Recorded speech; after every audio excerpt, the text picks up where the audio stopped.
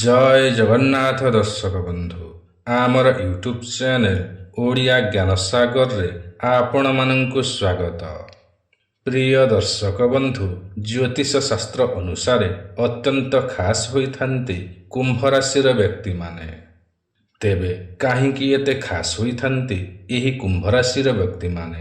ଆସନ୍ତୁ ବିସ୍ତାର ଭାବରେ ଜାଣିନେବା। କୁମ୍ଭ ରାଶିର ବ୍ୟକ୍ତିମାନଙ୍କ ଭିତରେ ଏତେ ସାରା ଗୁଣ ଭରି ରହିଥାଏ, ଯାହାକି ଅମୃତ କଳସରେ ଅମୃତ ଭରି ରହିଲା ଭଳି। ଯଦି ଏହି ଗୁଣକୁ ସଠିକ୍ ଭାବରେ ବ୍ୟବହାର କରାଯାଏ, ତେବେ ଆପଣ ନିଜ ପାଇଁ ଓ ସମ୍ପୂର୍ଣ୍ଣ ସମାଜ ପାଇଁ ବହୁତ ବଡ଼ ବଡ଼ ପରିବର୍ତ୍ତନ ଆଣିପାରିବେ। କୁମ୍ଭ ରାଶିର ଅଧିପତି ଗ୍ରହ ହେଉଛନ୍ତି ଶନିଦେବ। ଏହି ରାଶିକୁ ପରିଚାଳିତ କରିଥାନ୍ତି। ଏହି ରାଶିରେ ଶନିଦେବ ବହୁତ ଭଲ ଫଳ ଦେଇଥାନ୍ତି। ଆପଣଙ୍କୁ ବିପଦମାନଙ୍କରୁ ଉଦ୍ଧାର କରିବା କାର୍ଯ୍ୟ ହେଉଛି ଶନିଦେବଙ୍କର।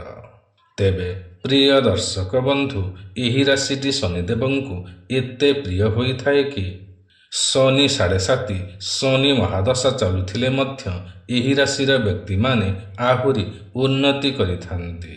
ଶନିଦେବଙ୍କର ଖରାପ ପ୍ରଭାବ ବଦଳରେ ଭଲ ପ୍ରଭାବ ଦେଖିବାକୁ ମିଳିଥାଏ। ଏହି ରାଶିର ବ୍ୟକ୍ତିମାନେ ଡେଙ୍ଗା ହୋଇଥାନ୍ତି, ପତଳା ହୋଇଥାନ୍ତି, ଅନ୍ୱେଷଣ ପ୍ରବୃତ୍ତିର ହୋଇଥାନ୍ତି, ଜିଜ୍ଞାସା ଅଧିକ ରହିଥାଏ। କିଛି ନୂଆ ଜାଣିବା, ନୂଆ ଶିଖିବାର ଜିଜ୍ଞାସା ଏମାନଙ୍କ ମଧ୍ୟରେ ଭରି ରହିଥାଏ। ରହସ୍ୟରୁ ରହସ୍ୟମୟ କଥା ଖୋଜି ଜାଣିବା ପ୍ରବୃତ୍ତିର ହୋଇଥାନ୍ତି। ଏହି କାରଣ ପାଇଁ ଏହି ରାଶିର ବ୍ୟକ୍ତିମାନେ ଅଧିକାଂଶ ବୈଜ୍ଞାନିକ ହୋଇଥାନ୍ତି। ଜ୍ଞାନ ବିଜ୍ଞାନ କ୍ଷେତ୍ରରେ ଅନେକ କିଛି ହାସଲ କରିପାରନ୍ତି। ଜମି ଘର ଆଦି ବ୍ୟବସାୟ କ୍ଷେତ୍ରରେ ବହୁତ ଉନ୍ନତି କରିଥାନ୍ତି। ଯାନ୍ତ୍ରିକ କ୍ଷେତ୍ରରେ ମଧ୍ୟ ବହୁତ ମାହିର ହୋଇଥାନ୍ତି। କିନ୍ତୁ ଜୀବନର ପ୍ରଥମ ସୋପାନ ବହୁତ ହିଁ ସଂଘର୍ଷପୂର୍ଣ୍ଣ ହୋଇଥାଏ। ଏମାନଙ୍କ ଭିତରେ ଧୈର୍ଯ୍ୟ ବହୁତ କମ୍ ରହିଥାଏ। ଏଥିପାଇଁ ବହୁ ଶୀଘ୍ର ବିଚଳିତ ହୋଇପଡ଼ନ୍ତି। ଅର୍ଥାତ୍ କୌଣସି ବି କାର୍ଯ୍ୟ ଯଦି ସଠିକ୍ ସମୟରେ ପୂରଣ ହୋଇନପାରେ, ତେବେ ଏମାନେ ବହୁତ ବିଚଳିତ ହୋଇପଡ଼ନ୍ତି। କିନ୍ତୁ 30 ବର୍ଷ ପରେ ଏମାନେ ଭଲ ସଫଳତା ପାଇଥାନ୍ତି। ସମୟ ଅନୁସାରେ ଭାଗ୍ୟର ପରିବର୍ତ୍ତନ ହୋଇଥାଏ। ଲୋକମାନଙ୍କୁ ନିଜ ଆଡ଼କୁ ଆକର୍ଷିତ କରିବାରେ ଏମାନେ ମାହିର ହୋଇଥାନ୍ତି। ସମୟ ଅନୁସାରେ ଏମାନଙ୍କର ସୁନ୍ଦରତା ବଢ଼ିବାକୁ ଲାଗିଥାଏ ଓ ଉନ୍ନତିରେ ମଧ୍ୟ ବୃଦ୍ଧି ପାଇଥାଏ। କୁମ୍ଭ ରାଶି ବାୟୁ ତତ୍ତ୍ୱର ଅନ୍ତର୍ଗତ ହୋଇଥାଏ। ଏଣୁ ବାୟୁର କିଛି ଗୁଣ ଏମାନଙ୍କ ପାଖରେ ଦେଖିବାକୁ ମିଳିଥାଏ। ଏଣୁ କୌଣସି ଏକ କାର୍ଯ୍ୟ ମନକୁ ନ ଆସିଲେ ସେହି କାର୍ଯ୍ୟରୁ ଏମାନେ ଓହରି ଆସନ୍ତି ଓ ଅନ୍ୟ କାର୍ଯ୍ୟରେ ପଶିଯାଆନ୍ତି। ଏଣୁ କୌଣସି ଗୋଟିଏ କାର୍ଯ୍ୟରେ ଏମାନେ ସ୍ଥାୟୀ ହୋଇ ରହିପାରନ୍ତି ନାହିଁ। ଯେଉଁ ପର୍ଯ୍ୟନ୍ତ କୌଣସି ମନ ମୁତାବକ କାର୍ଯ୍ୟଟିଏ ମିଳିନଥାଏ, ସେ ପର୍ଯ୍ୟନ୍ତ ଏମାନେ ଖୋଜି ବୁଲନ୍ତି ବା ଖୋଜିବାରେ ସମୟ ଏମାନଙ୍କର ବିତିଥାଏ। ଏହି କୁମ୍ଭ ରାଶିର ବ୍ୟକ୍ତିମାନେ ନିଜ ମାଙ୍କ ସହିତ ଯୋଡ଼ି ହୋଇ ରହିଥାନ୍ତି। ଯେଉଁ ପର୍ଯ୍ୟନ୍ତ ନିଜ ମାଙ୍କ ସହିତ ଯୋଡ଼ି ହୋଇ ରହିଥାନ୍ତି, ସେହି ପର୍ଯ୍ୟନ୍ତ ଦୁନିଆରେ କୌଣସି ବି ବିପଦ କିଛି ବି କ୍ଷତି କରିନଥାଏ। ନିଜ ମାଙ୍କର ଚରିତ୍ର ଏମାନଙ୍କଠାରେ ମଧ୍ୟ ଦେଖିବାକୁ ମିଳିଥାଏ। ଅର୍ଥାତ୍ ଏମାନେ ନିଜ ମାଙ୍କ ପରି ହିଁ ହୋଇଥାନ୍ତି।